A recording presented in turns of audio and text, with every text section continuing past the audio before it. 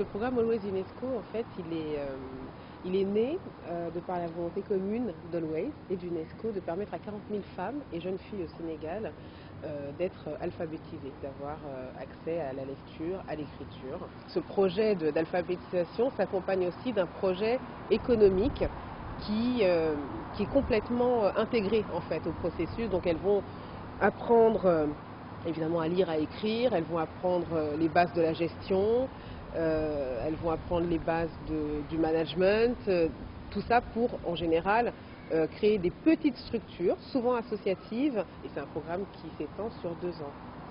Moi j'ai été approchée par Always, ils cherchaient une marraine qui puisse prêter son image et puis surtout, enfin moi je l'envisage plus comme ça, surtout être le témoin de cette initiative.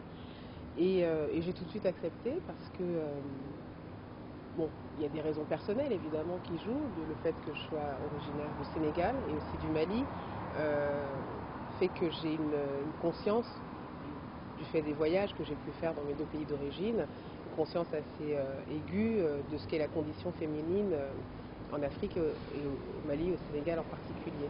Ce que j'ai pu constater lors du voyage qu'on a fait au Sénégal, qui a été très instructif, c'est que dans les premières années d'accès à l'école, le cours préparatoire et élémentaire, les filles sont plus nombreuses que les garçons, du fait de la démographie.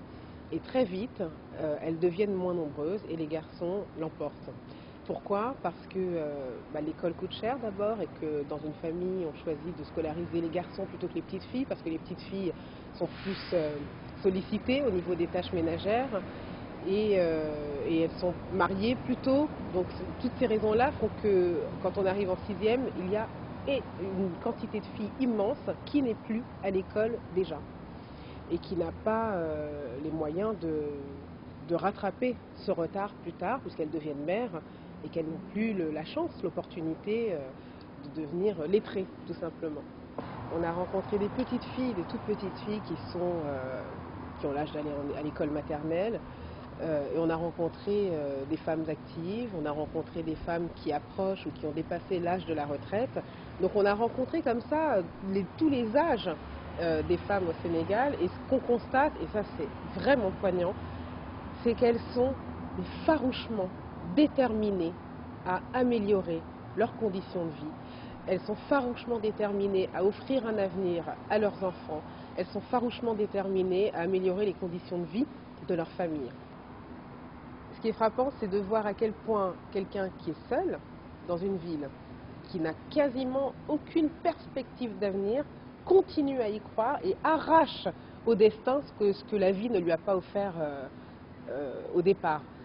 Et ça, cette envie vraiment farouche, je l'ai retrouvée, je l'ai vue chez toutes les femmes, toutes les filles, et la plupart du temps, dès lors qu'elles déploient cette énergie-là, leurs maris les suivent.